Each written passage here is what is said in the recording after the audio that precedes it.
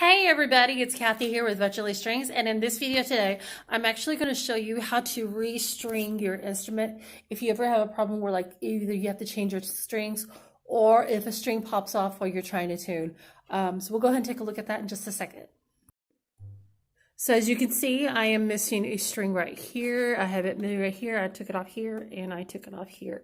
So if for some reason when you are trying to put your string on, what you want to do is first check your string, make sure that nothing is broken, and you can see there's nothing broken. So I'm going to unwind the string. I'm going to look for the hole that is in here. If you move it around a little bit, you may have to. You can see there is a hole right there. I'm going to put the string in there. Now if you have it already, if you're using the old one, you're going to have to carefully straighten it out a bit. I'm going to put it in that peg right there, just like I did, and you're going to loosely wind it up.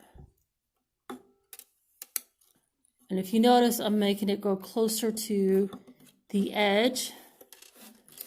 And the reason is when you're making it go closer to the edge kind of helps to wedge it in and make that string stay.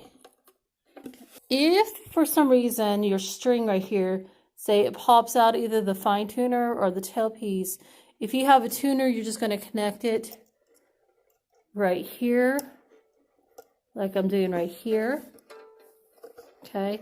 If you don't have a tuner, you'll just put it right in that little hole right there. You'll thread it in that hole, and chances are it'll come down into that groove. And you want to make sure that it's in this correct groove, because if you notice, there's some grooves. This is not in its groove, so I'm going to move it into its groove. Okay, so let me show you again.